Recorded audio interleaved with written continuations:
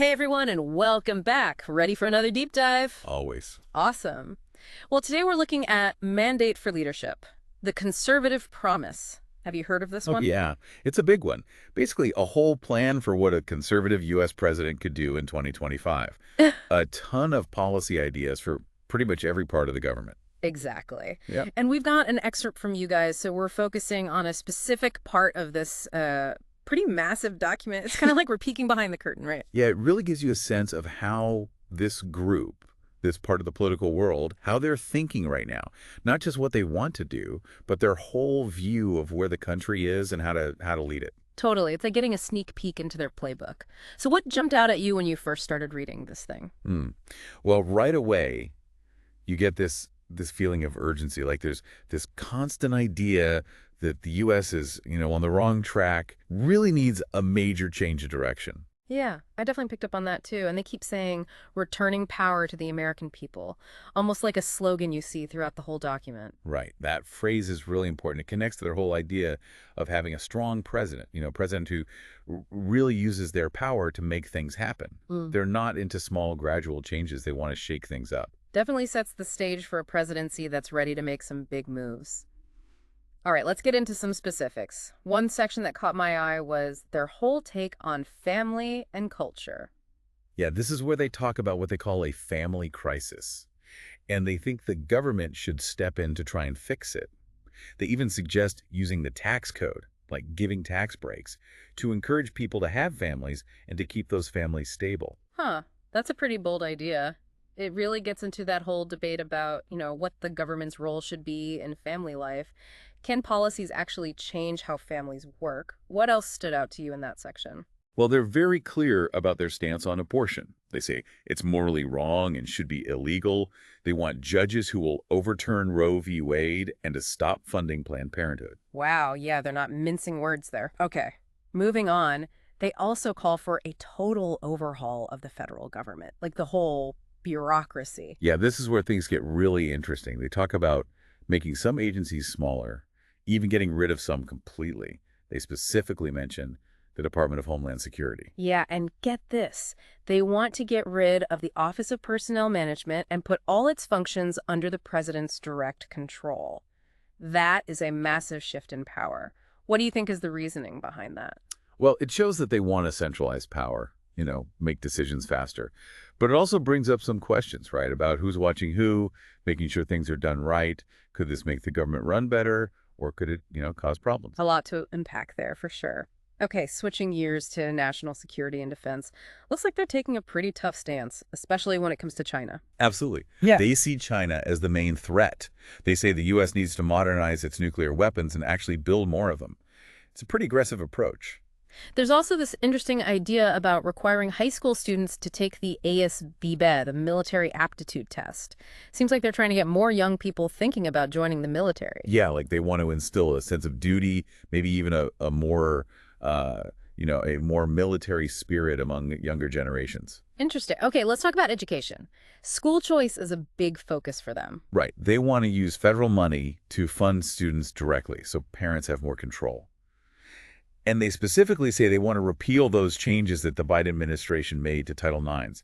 That signals a totally different way of handling, gender identity issues in schools. Yeah, that fits with their emphasis on traditional families and giving parents more say in their kids' education. And it all ties into the bigger debate about, how much freedom parents in schools should have and how much the federal government should be involved in education. Lots of potential consequences there. Okay, let's shift gears a bit. Energy and the environment. It seems like they want the government to take a much smaller role. Yeah, they want to get rid of those Department of Energy programs that fund applied energy research, basically saying the government shouldn't be picking winners and losers in the energy market. They also want to cut back on environmental regulations, especially at the EPA. They see those regulations as a burden. It definitely points towards a more market-driven approach, right? Let the free market decide about energy. And a much lighter touch when it comes to environmental rules. This tells us a lot about how they view climate change and energy policy in general. Definitely does. And I think anyone who's interested in those areas should really pay attention to what they're saying here. Now, for all you econ fans out there, this document goes deep on the Federal Reserve. Oh, yeah. They want some pretty radical changes there. limiting what the Fed can do, like buying assets, and even looking into alternatives to the way we do banking now. One thing that really caught my eye was this idea of using a K% rule. Basically, a fixed rule to control how much money is in the economy. That's very different from how the Fed works now. It is. Anyone who follows this stuff, economics and monetary policy, will want to dig into that. It's a whole different way of thinking about how the economy works. Okay, moving on to trade. Specifically, trade with China.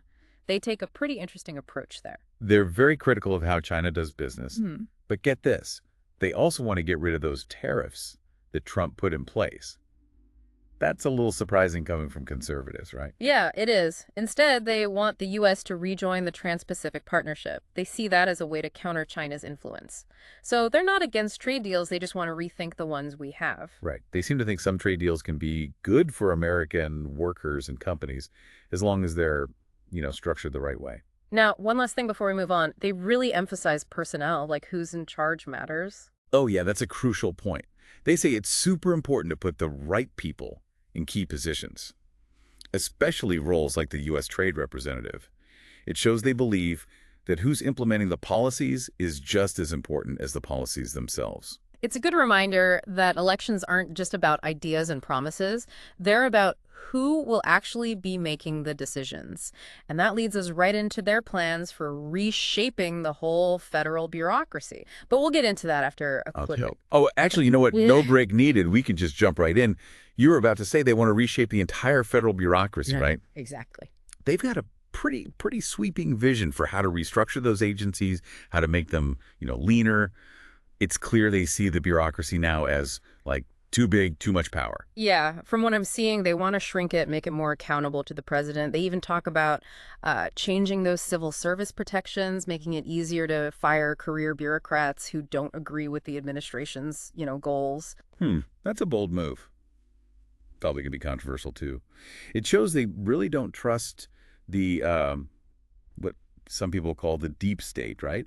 And they want to bring the bureaucracy more in line with the president's ideology. So basically, they're aiming for a government that's both smaller and more driven by a specific set of beliefs. That would be a huge change from, how things work now. So where do they even start with something like that?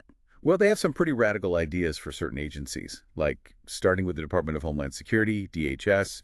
They actually suggest, get this, maybe getting rid of the whole department. Whoa, really? That's a major shift from the whole post 9/11 thinking that we needed this big centralized agency to handle, Homeland Security. What's the logic there? They say DHS has gotten too big, too much bureaucracy, not effective. They think other agencies could handle its functions better. And they're especially critical of how DHS handles immigration.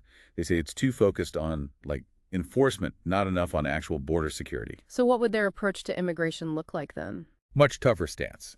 They're talking about detaining more undocumented immigrants, ending catch and release, using all the detention space we have. Okay, that's definitely a hardline approach. Anything else? They want to limit the use of parole. That's where some immigrants are allowed in temporarily for, humanitarian reasons. And they want to give the Secretary of Homeland Security more power to, bypass legal requirements when there's a surge at the border. Definitely a big change from the current policies. Okay, what about other agencies within DHS? What do they have in mind for those? FEMA. They want to reform FEMA, saying it does too much, often covers for states and cities that aren't prepared for disasters. They'd shift more responsibility back to the states, leave FEMA to handle only the really massive, catastrophic events. Makes sense. Any other targets for reform? Yeah, the Coast Guard. They want to scale back its mission, smaller budget, focus mainly on maritime safety and security, and the TSA. They say TSA is more about looking like we're doing something than actual security. They want to explore different ways of handling airport security. Okay, so lots of focus on shrinking and refocusing those agencies. What about the State Department? Diplomacy seems like a whole different, ball game. Their approach to the State Department definitely reflects their overall goals for, foreign policy.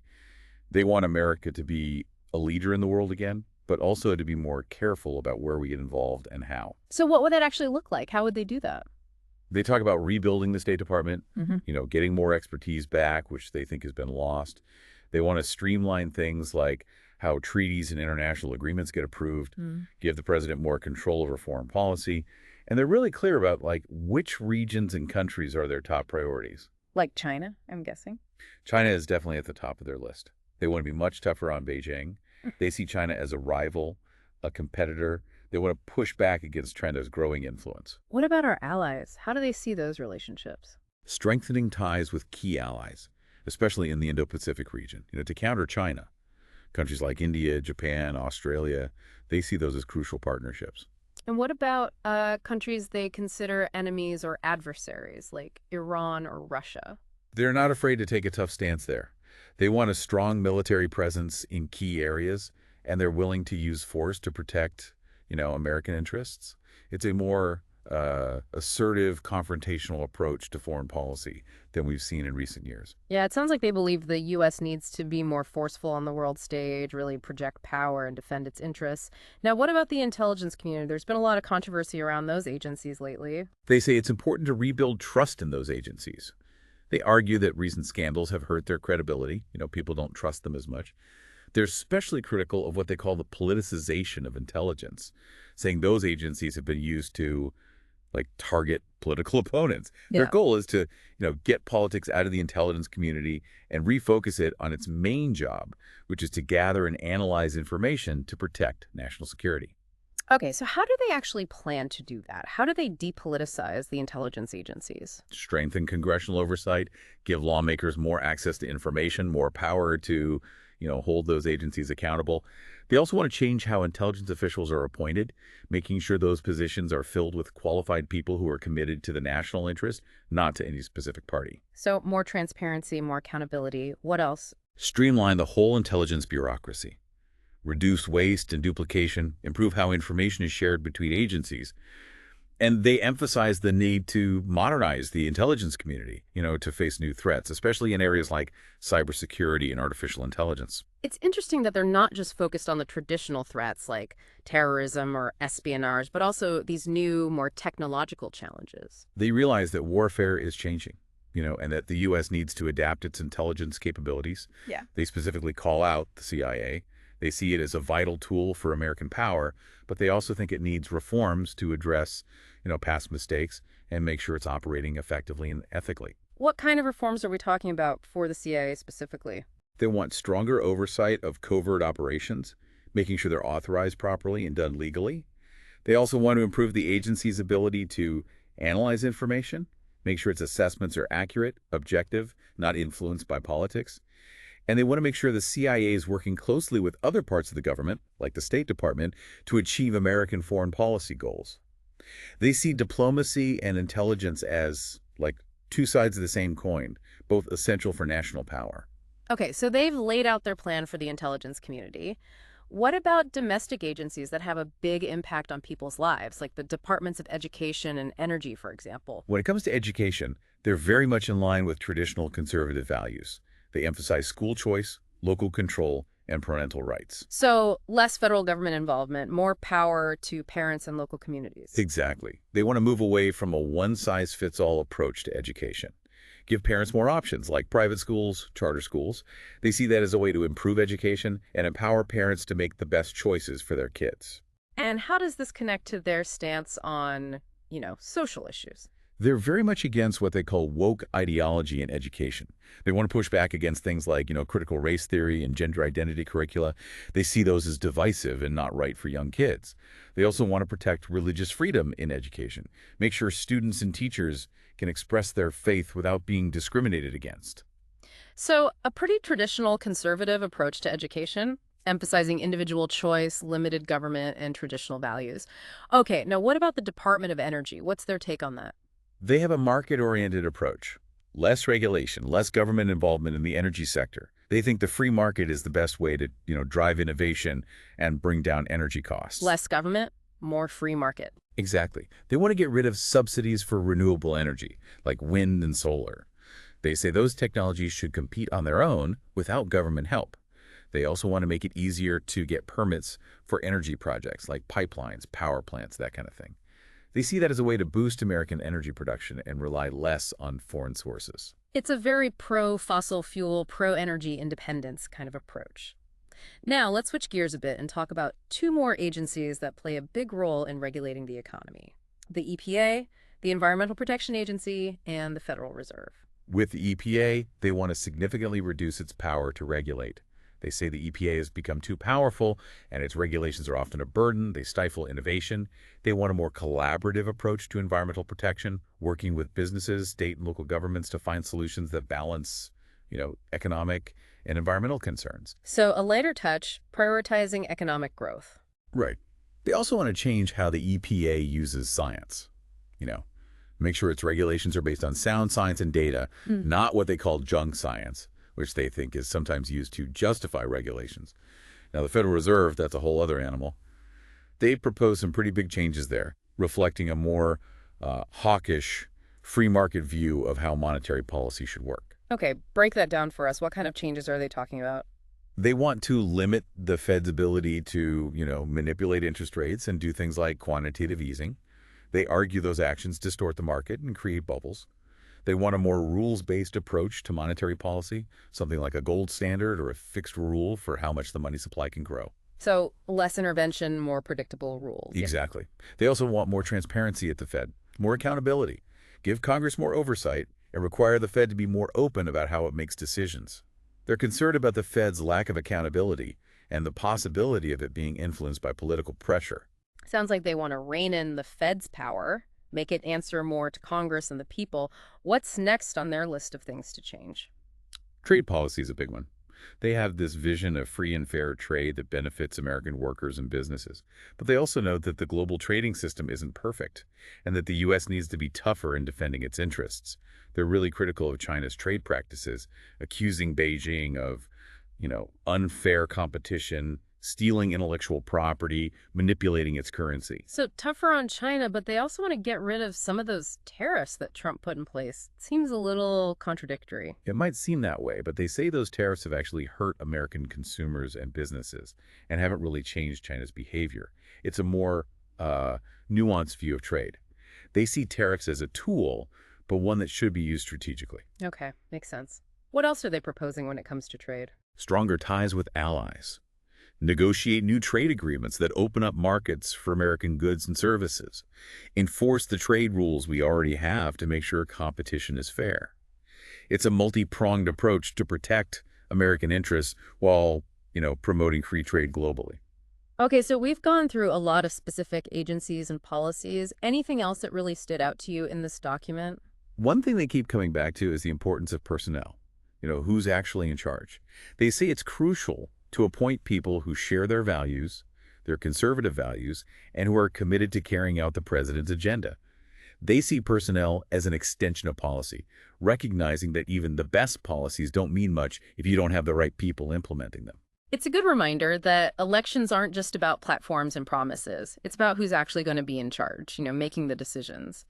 And speaking of being in charge, they have some pretty specific ideas about how they would use the Department of Justice. But we'll dive into that, along with their approach to other key areas like labor policy, transportation, Veterans Affairs, and the Small Business Administration right after. Actually, let's just keep going. No need to break this up. Okay, sounds good. They see the Department of Justice, the DOJ, as like a really important tool for pushing their agenda, both in terms of like actual law enforcement and also for challenging policies they don't like in court.